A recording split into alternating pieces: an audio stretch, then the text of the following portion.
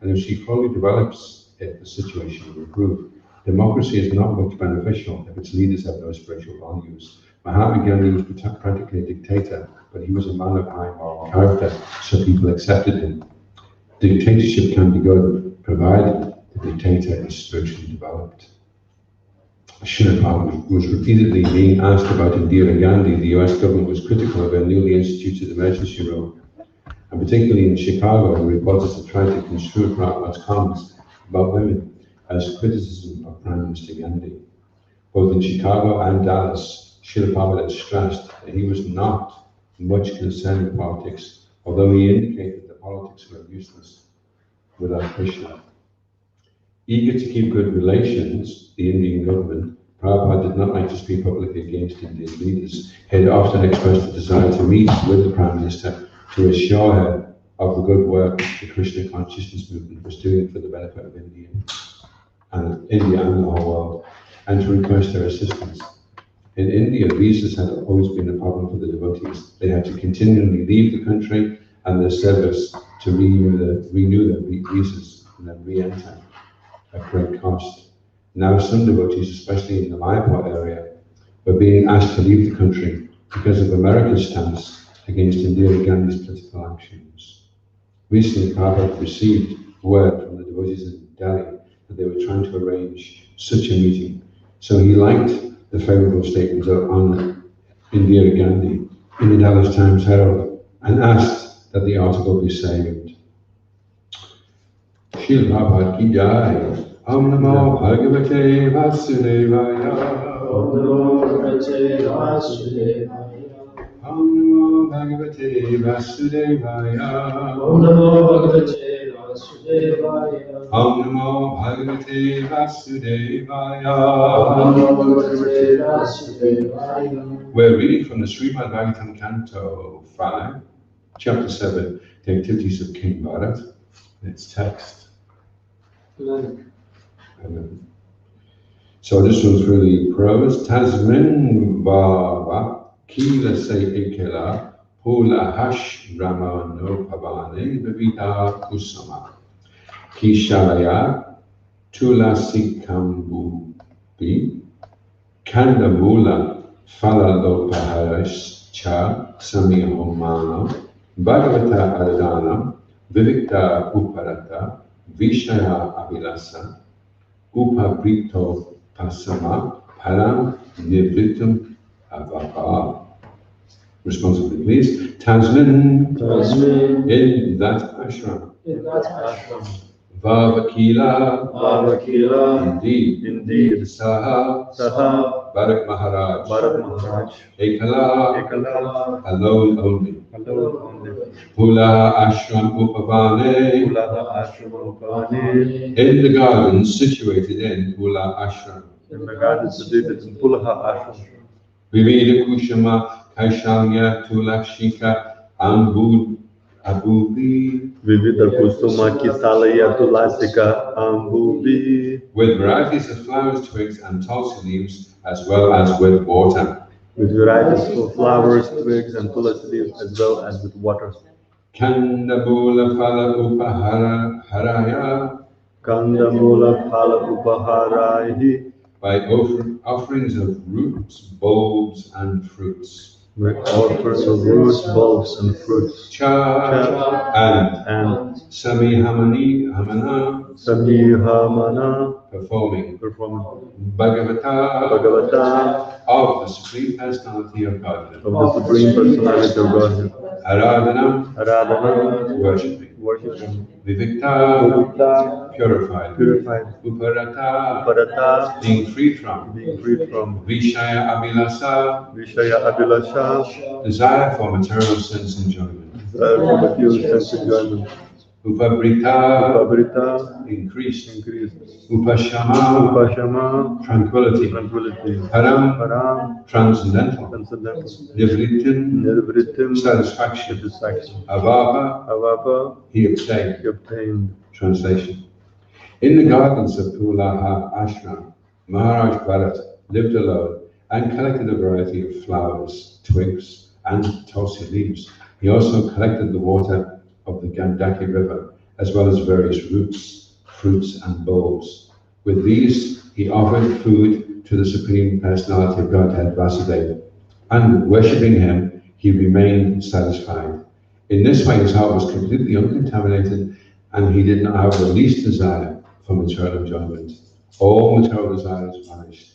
In this steady position, he felt full satisfaction and was situated in devotional service.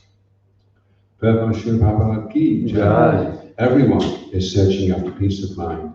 This is obtainable only when one is completely free from the desire for material sense gratification, and is engaged in the devotional service of the Lord, as stated in Bhagavad Gita, Patram Pushpam Parantoyam Yome Bhakya Priyachiti 9:26. Worship of the Lord is not at all expensive. One can offer the Lord a leaf, a flower, a little fruit, and some water. The Supreme Lord accepts these offerings when they are offered with love and devotion. In this way, one can become free from material desires. As long as one maintains material desires, he cannot be happy.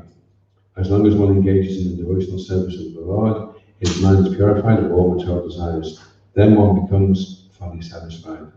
Savai Pamsam Parodamo Yato Bhakti Adhoksaja, Aheti Kapatiyata, Ayatma Supersediti. Vasudeva Bhagavati Bhakti Yoga Prayojitaha, Jayati Suvairagyam, Jnanam Chaya Ahentukam. The supreme occupation, Dharma, for all humanity, is that by which man can attain to loving devotional service unto the transcendent Lord. Such devotional service must be unmotivated and uninterrupted in order to completely satisfy the self. By rendering service unto the personality of Godhead, Sri Krishna, one immediately acquires causeless knowledge and detachment from the world. Srimad Bhagavatam, Canto 1, Chapter 2, Text 6 and 7. These are the instructions given in Srimad Bhagavatam, the Supreme Vedasya. One may not be able to go to Pulaha Ashram, but wherever one is, one can happily render devotional service to the Lord by adopting the process mentioned above.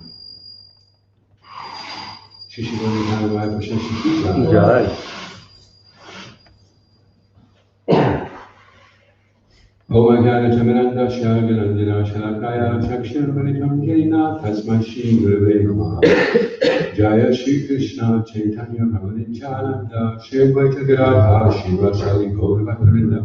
Hare Krishna, Krishna Krishna, Hare Hare, Hare Rama, Rama Rama, Hare Hare.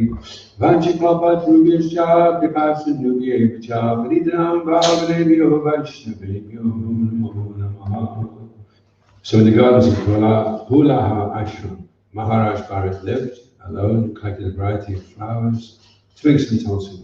He also collected water from Gandaki River, as well as various fruits and bowls. With these he offered fruit to the Supreme Personality of Godhead, Vasudeva, and worshipping him he remained satisfied. In this way his heart was completely uncontaminated and did not have the least desire for material enjoyment. All material desires vanished. In this steady position, he felt full satisfaction and was situated in devotional service. So, Srila Prabhupada is making the point in the purport that everyone is searching out peace of mind, and that this is only attainable when you're free from material sense gratification. So that's interesting, isn't it?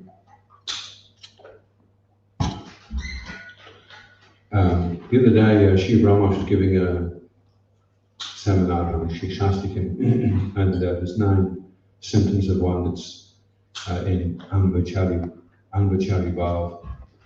And the 9, anyone know any of the 9 symptoms of someone that's in Ambachari Bhav?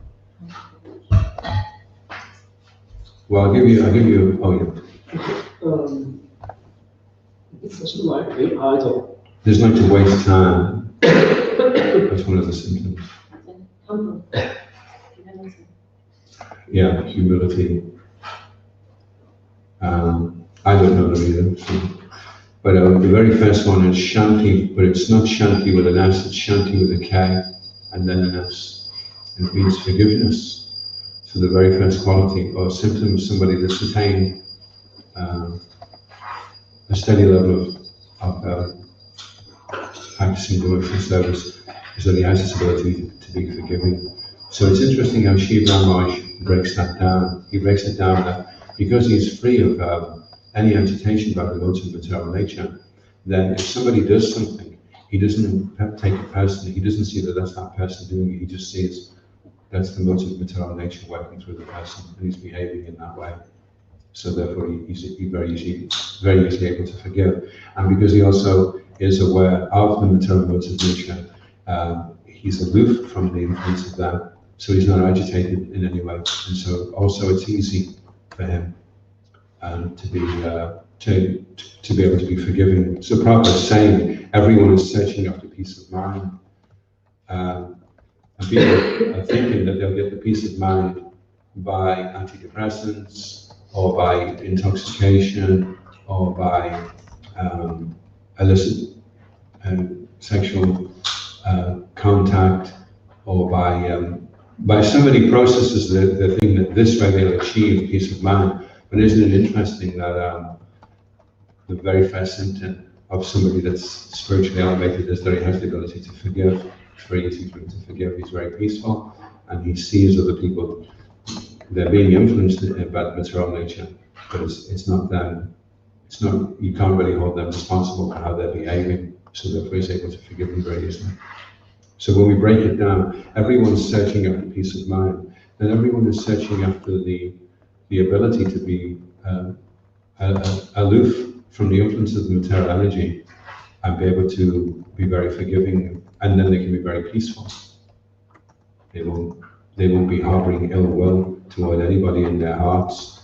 And satisfaction and peace of mind don't go very well together with maintaining resentment and holding grudges. Very hard to hold a grudge against somebody and think, I can't wait till that person slips on the banana skin and falls head down in a manhole. And anyway, let's go on with being peaceful. I'm just going to be satisfied anyway and just carry on. Very hard to do that. So the prerequisite for achieving peace of mind is that we give up all our grudges and all our resentment and our ill will, and we become well-wisher, just like Srila Prabhupada would end every letter, you're ever well-wisher. So we become everyone's well-wisher. This is how we can achieve peace of mind. And also we become our own well-wisher.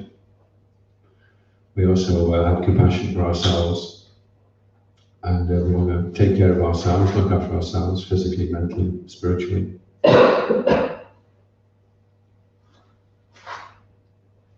So only when you're completely free from desire for material sense gratification. So the whole idea of material sense gratification is once I achieve it, then I'll be. So it's always in the future. It's never now. I can't be peaceful now, but I will be in the future once I achieve this or once I achieve that. And then, of course, once you do achieve this or you do achieve that, then something else comes up on the horizon, and so it's a self-perpetuating cycle. And the faster you run from sense objects, the faster you have to become. You have to run for other sense objects, because those sense objects don't satisfy, so then you run for others, and you run for others. And it perpetuates the illusion, because normally you would think, well, I'll achieve this sense gratification, I'll be peaceful. Oh, that didn't work, so therefore let me give up this system. But no, what happens is it perpetuates more. There is a reaction for engaging in material activity, but the most sinister or insidious reaction of engaging in sinful activity is that it increases the desire to perform more. So it's like sitting down to eat, and the more you eat, the hungrier you get. So you were better off not even sitting down to eat in the first place, because now you've been eating for some time and you're completely ravenous. So it's a self-defeating pursuit. The very goal of achieving peace of mind is pushed further and further away the more we give into the desire for material sense gratification. So in the Bhagavad Gita, Krishna is saying, Patram Pushpam Palandoyam, just after we look at devotion. And we do that, then we become free from material desire. So as long as you maintain material desire, you cannot be happy. So it's interesting, isn't it, that material desire is something which is maintained. You have to feed material desire. You have to nourish it with contemplation and plans and hopes for the future. This is how we maintain material desires. And if we can give up maintaining them and get rid of them, then we can be actually happy. So then Prabhupada goes on to say, Savai Pamsan, everyone knows, Yatma Supersedity completely satisfies the self. But Jnanatir Suvaya again, so detachment and knowledge comes by rendering devotional service to Bhagavati, the Supreme Personality. And this is really what we're looking for. We're looking for knowledge and we're looking for detachment. They go hand in hand, actually. Knowledge comes along with detachment. If you have knowledge and you maintain attachment, then you lose the knowledge. You'll lose whatever knowledge you have.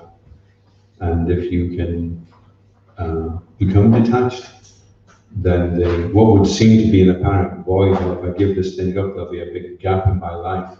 That gap is then filled with knowledge. So we want to create room for knowledge to come in, and we do that by becoming detached. So these are the instructions in the Bhagavatam, the Supreme Bhagavad.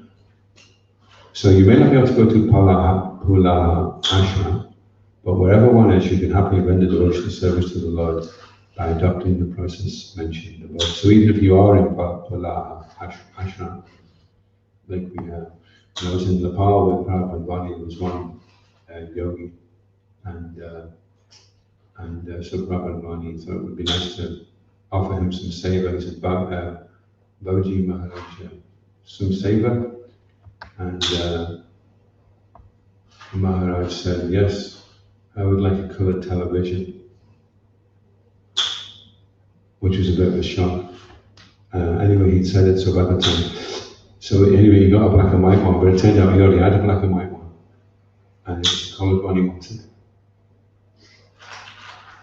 So you may be in Pula Ashram, but you may be watching something like a colored television, which is not so good. Or you may not be in Pula Ashram, you may be in the middle of South Lanarkshire, but you can be in Pula Ashram if you're happily rendering. Now that's the trick, actually. Can you happily render devotional service? Because we can render devotional service. We can sweep floors and we can paint walls, and we can cook carrots. But can we do it happily? Can we happily do it? And that's up to us, actually. We may say, well, how do you expect me to be happy in this situation? If you change this situation, these circumstances, then I can be happy. So that's the trick of the material energy. Actually, happiness, you can have it right now, just like that. You can just decide, no, I think I'll just be happy. But we're not aware that we can do that. We're being told by advertising, you can't do it that way, you have to buy this, and then you can be happy.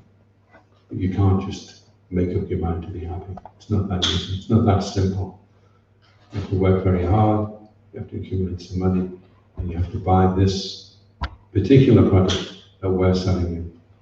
Of course, a lot of people are selling particular products, and they're all telling you, this will make you happy.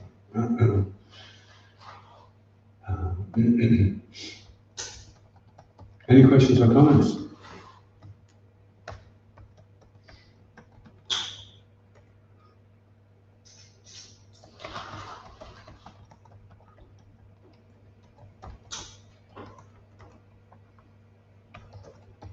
Yes. So how can we forgiveness? Forgiveness? How do we develop it? How do you develop with forgiveness? How do you develop with forgiveness? Unfortunately, I don't know either. That's why I'm so harsh. Dambo Dhamma Vimanascha Kodam Vishu Evacha. Pride, arrogance, conceit, anger, harshness, and ignorance, these qualities belong to those of demoniac nature. they asked Radhanath Maharaj, how come you're so humble? And he said, I practiced. So practicing in the beginning, it may feel artificial, but if you keep doing it, I remember when I first joined them, we were singing, I was trying to sing, Samsara Lava, and I was thinking, why do we have to sing this Indian language? Can we not just sing some English? English song? Why does it have to be an Indian song? And then one day I was singing it, and suddenly it just clicked. It just seemed really, really beautiful. The sound of the words and the way they were flowing off my palate. Suddenly it was amazing. It was better than English. But for me to get to that stage, I had to practice. And in the initial stages of practicing, it didn't feel very natural. Felt very awkward and alien, actually. Felt very alien. So being forgiving when our default is to be harsh and judgmental and hold grudges, to suddenly go from that to being forgiving will in the beginning be will feel a little bit alienated to be behaving. But we'll notice that as we do it, our happiness levels go up very high. It's almost like shaving in a mirror, because when you're shaving in a mirror, it's counterintuitive. You have to go the opposite way to the way you think you should move, and that's how you can shave your head. So it takes a little while to get used to that. So being forgiving and being humble is counterintuitive for someone who's materially conditioned. So you're doing everything. It's not the way you think you should be doing it, but because you have intelligence, you override what your knee-jerk response is to the situation. And one thing that can help you to be forgiving is just to make excuses for others. When you see somebody do something, maybe you see somebody throwing a tissue away on the ground as he's walking up the hill, and he can't be bothered picking it up. And the reason you're thinking, that's outrageous, he's so lazy. But then you can make an excuse for him. You can say, well, maybe he thought it went into his pocket, and it didn't, or maybe he didn't have a good night's rest last night, and he's feeling really tired, and he's not really aware of what's going on around him right now. Plenty of ways you can find to make excuses for people. And if you can do that, then it's much easier to forgive the person. So we can practice that, but we're living in a community, so we have plenty of opportunities to make excuses for others. And Krishna's very pleased if you do that.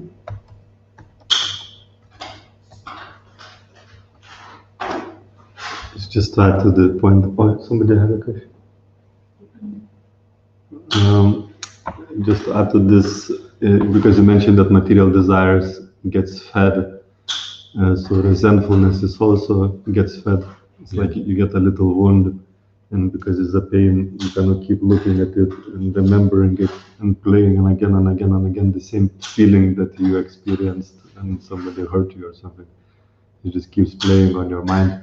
I had this little experience the other day, and I just kind of decided I just want to meditate on it. Somehow was in a better consciousness on the day, and then so you kind of still kept coming, but I decided I just want to pursue it. But it kept coming for a couple of days, and then when I saw the person, I still feel this kind of negative feeling. But then about on the third, fourth day, it just was gone, because I kind of decided not to feed it anymore. So on the third, fourth day, I saw the person and it was okay, but there was no bad feelings anymore, because I guess it just didn't feed it anymore. And that thing, and it just goes away. If you don't feed it, it kind of starves and dies. Yeah, if you want to get free from resentment, then a very good way to do it is to change your story.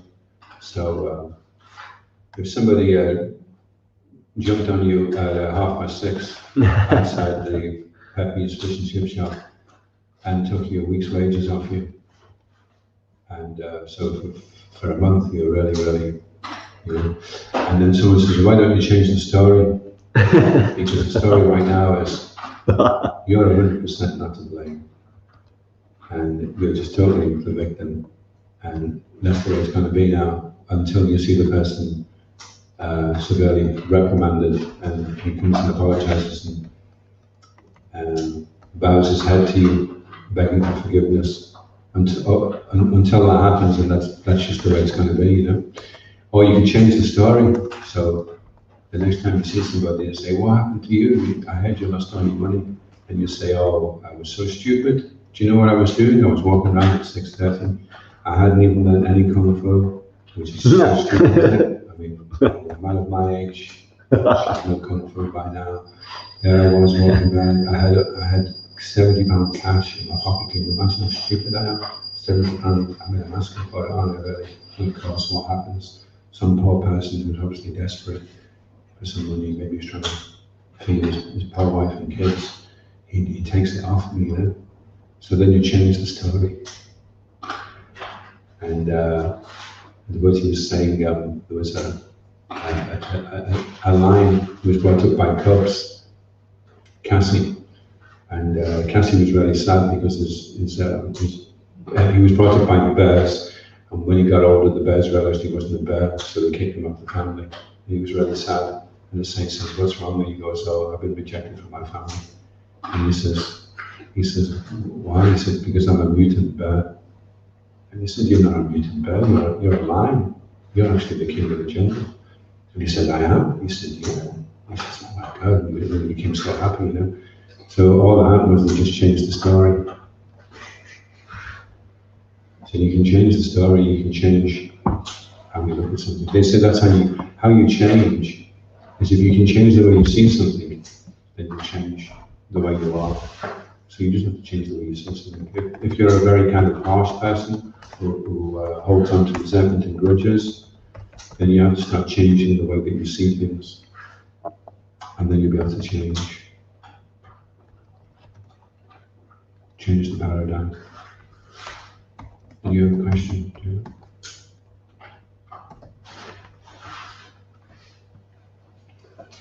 It seems that the story gets dictated by the modes of nature you're influenced at that time.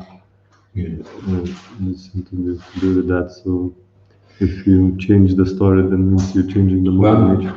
Yeah, the thing is, the difference we have in the human form of life from the animal, if you go up to the animal, I mean, it could be a tiny little, it could be a rat even, just a tiny little living entity, and you hit it on the head with a stick, then it will immediately just attack.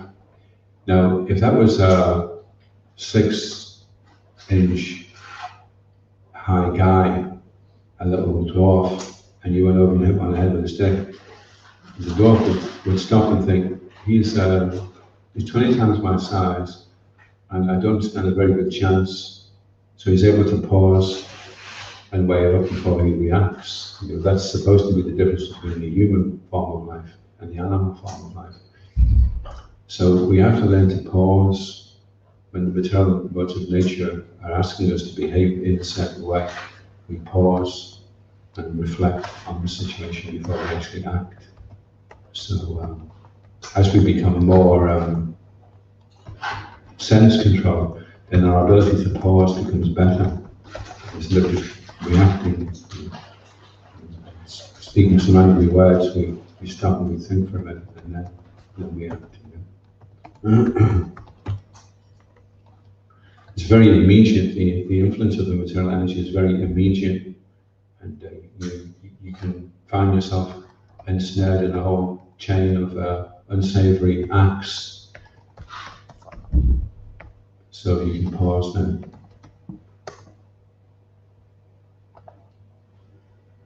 I think it's about being Krishna conscious, just that force to come on how my spiritual master, how Krishna like me to serve them in this situation, or how to have two situations. So please me. Yeah. It's all about pleasing Krishna, so how can I please you in this situation? Yeah, Krishna consciousness is it's just being aware that Krishna is there all the time, watching everything that's going on, and we behave differently in front of Krishna than we would behave normally. You know?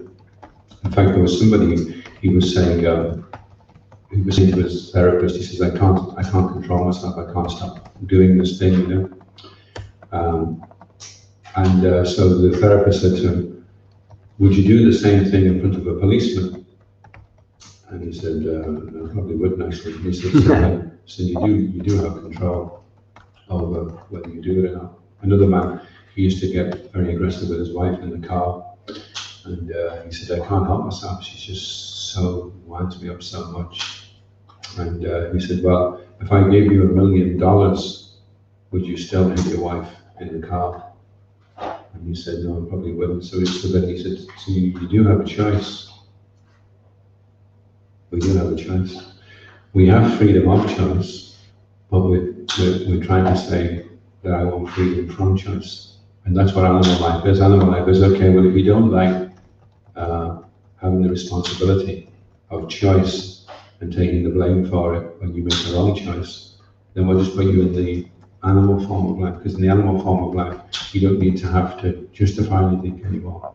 You just behave according to how the modes of nature dictate, and nobody's you're not going to get pulled up for stealing the sausages from the butcher's window, you know. They're not going to have a dog in the pulpit thing, right? And saying, Rover, will you present on Friday the 27th at 4:30 in the afternoon? How do you plead?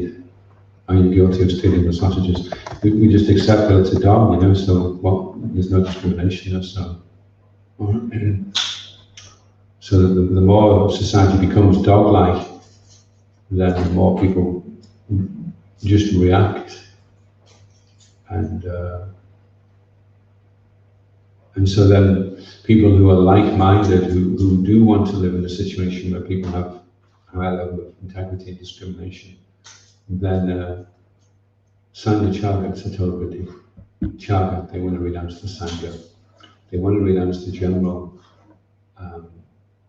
association of mundane people, and Satogati, they want to find saintly people and follow in their footsteps. Sangha Chagat Satogati. So that's when spiritual life begins, when you decide you want, like he's going, in this case Maharaj Bharat is going to Pulaha Ashram. But we can go to Pulaha Ashram as well by deciding that we're not going to interact with people in the same way that they behave towards us, and then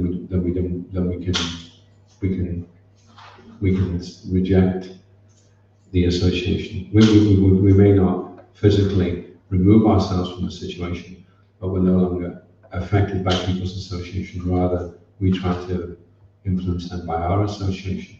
So rather than taking their association, we try to give our association. I remember when I was first doing Sankirtan door to door, and the devotee was showing me how to do it, and the person opened the door and he was quite rude. And the devotee was really pleasant. And, oh, well, never mind, well, listen, have a nice day. Sorry to disturb, thank you very much. And he was totally unaffected by the way the person had behaved. The person was quite disarmed that the devotee wasn't going to react in that way. You know? So that's a big way of communicating to people what genuine spiritual life is, when they see how you behave, that you're not reactionary. There's reaction and there's proaction. So if you're proaction, you just decide, I'm going to be humble, I'm going to be nice, no matter what this person says, you know. And reaction was, I will be nice and I will be humble if the person behaves properly. But if he doesn't, then he's going to get both barrels. And you can feel justified. Well, what do you expect? You know, he said that and he behaved in this way, so what do you expect? You can't blame anybody else for how you feel. How you feel is up to you. It's nobody else's fault that you're unhappy. It's only your own fault. It's only your own fault if you're unhappy. So that would save a lot of conflict if people were by not blaming other people. I'm okay actually, I'd be okay if you would just be like this, everything would be fine, okay? Look, I want to cooperate. If everyone does what I say, then I'll cooperate, no problem.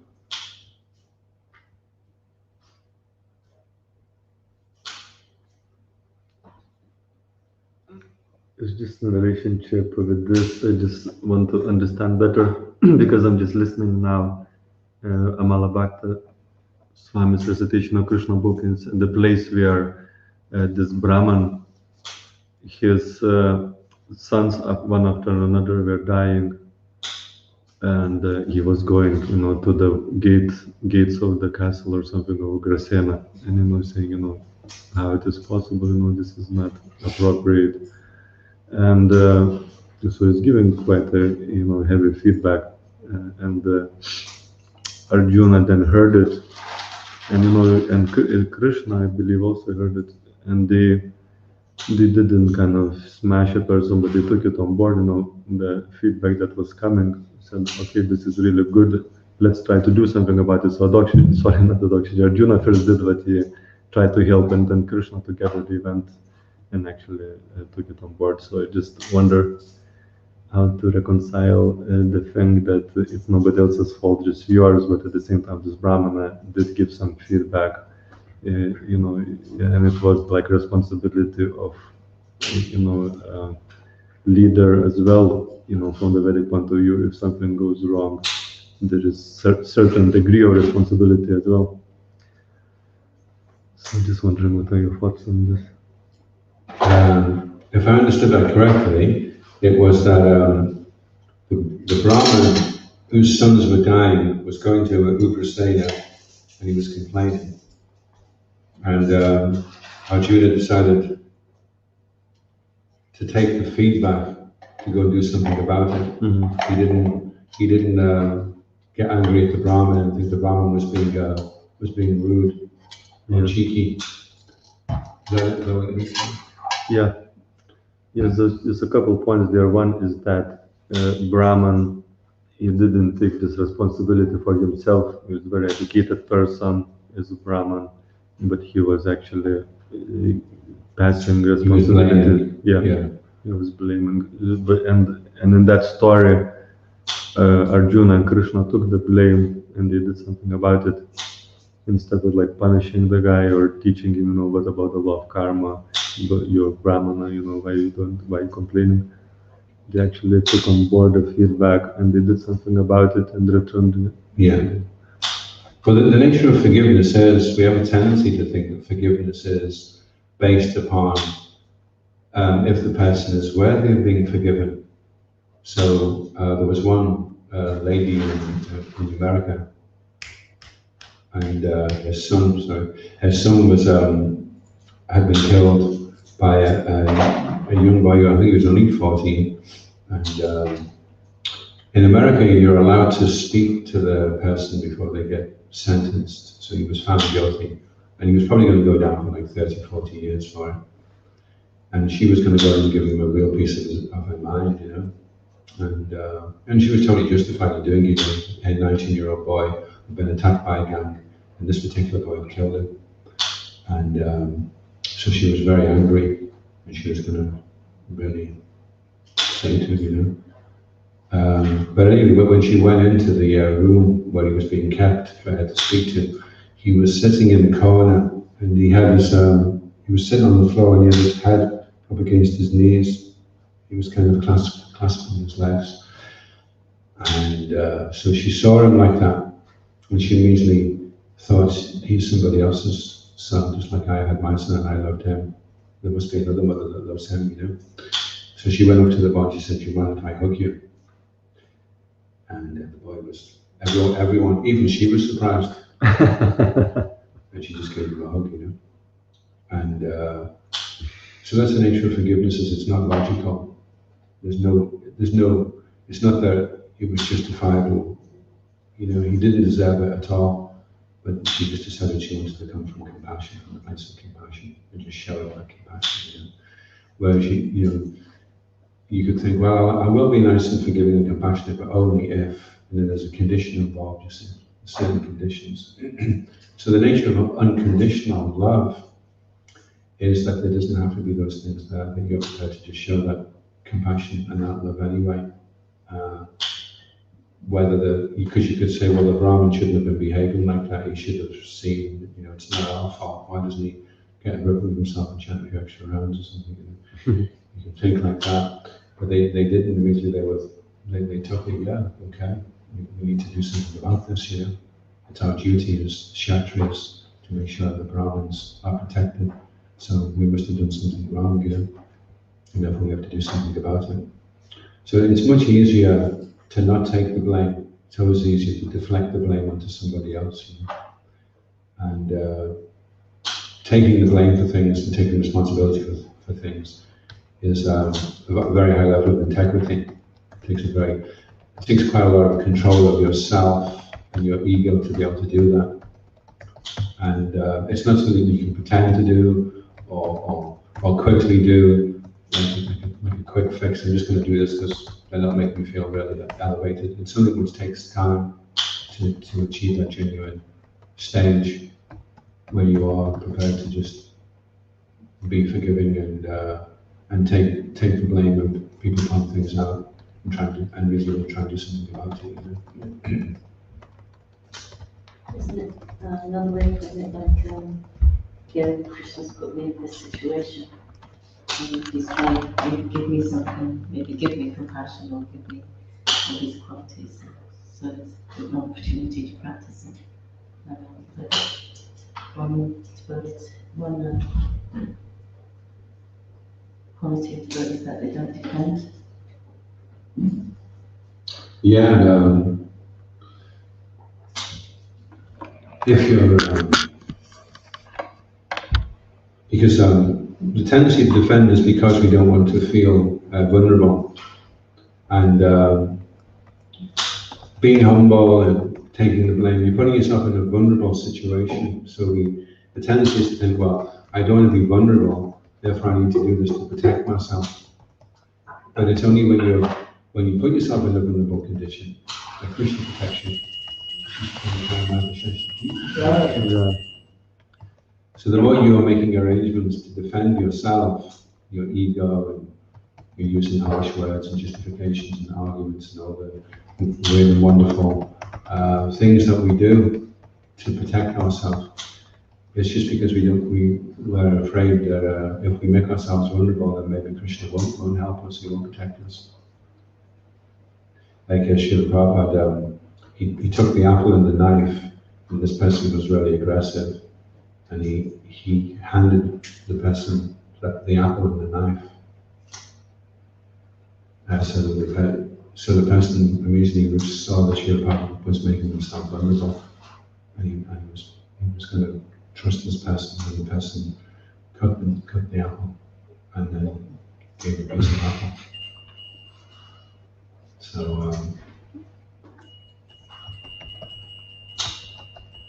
they say there should just be two things going on in any discord in a community. There's just two things that should happen: ouch and oops.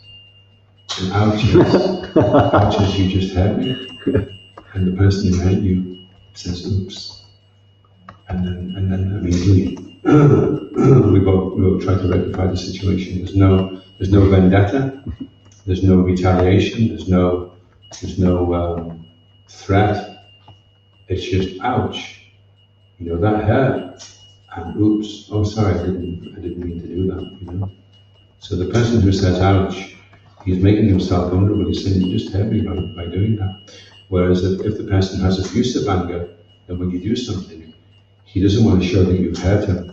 He just wants you to feel afraid. So he wants to intimidate you. You do this right, or else you're going to be so sorry, So then you don't see that the person's actually vulnerable. You don't see he's been hurt, Which would be the proper way to express anger. If you're feeling angry and you just, I'm angry because what you just did really hurt, And then the person to say, oops, didn't mean that, sorry.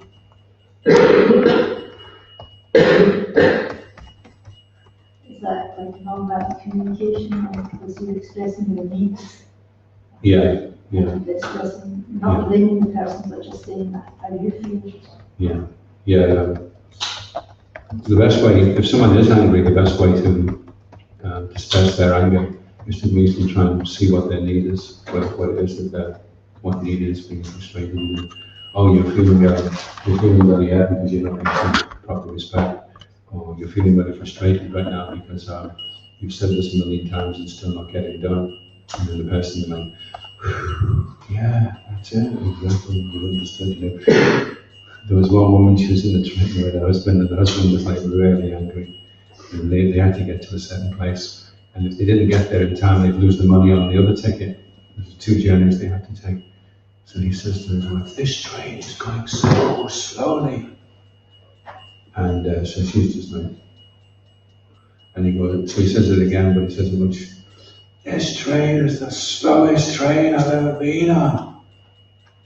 And she says, oh, well, it's all electronic, isn't it, Tommy?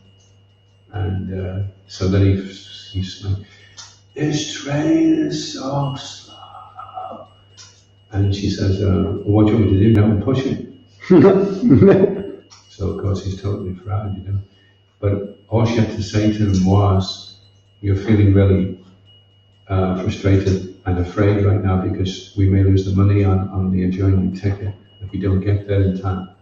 That's what's going to happen. And he would have immediately just said, oh. She would have understood what his need was, you see. So if we can take the time to try and do that, to try and find out what is the need of the person feels frustrated about that's not being fulfilled. That's what non-violent communication is.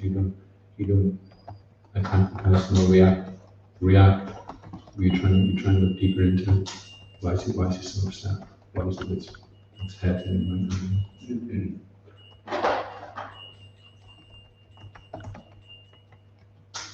Or it may give the opportunity to, because so the perspective it might seem one way, but you've got the opportunity to say, so actually, this is the situation, this and this and this, and so, and that way. Yeah, the problem with that is it's more dealing with things on the mental platform than dealing with things with the heart. You can say that you think it's one thing and it's actually something else. You don't say that. They say when someone's angry, you put your butt in their face. So if someone's angry, you say, but you've not quite got it right, you see. You know. Like there was one man, he attacked a woman, he held her down on the floor with a knife up against her throat. And he wanted a room, he was a drug addict. And she said there wasn't any rooms. And he didn't believe her. So he pinned her down, he had the knife up against the throat, and he said, you have got rooms, and I want one.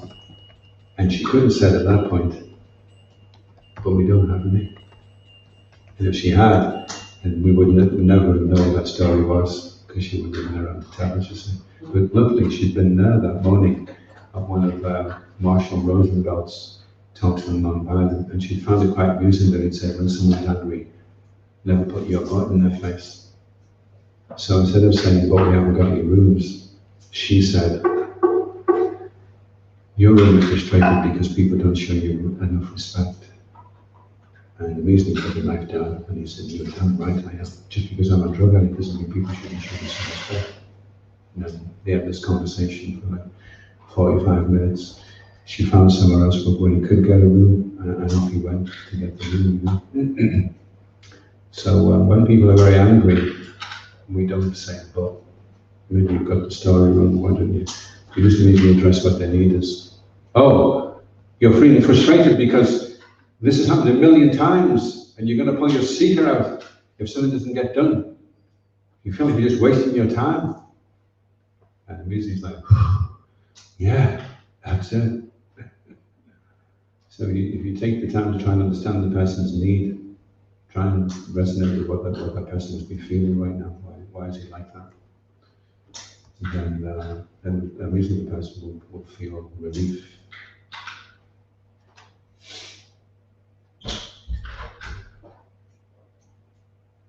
They say you should be like the giraffe. The giraffe is the animal with the biggest heart. Of all land animals, the giraffe is the biggest heart. So you have to speak like the giraffe. with a very big heart, and not like the jackal.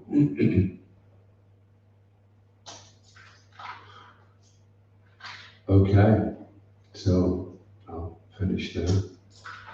Let's go to Govinda Ki. Jai. Srila Prabhupada Ki. Jai. Go Premanandi. Hari Hari Bo. It's great to Adhoksaja Krishna Prabhu Ki. Jai.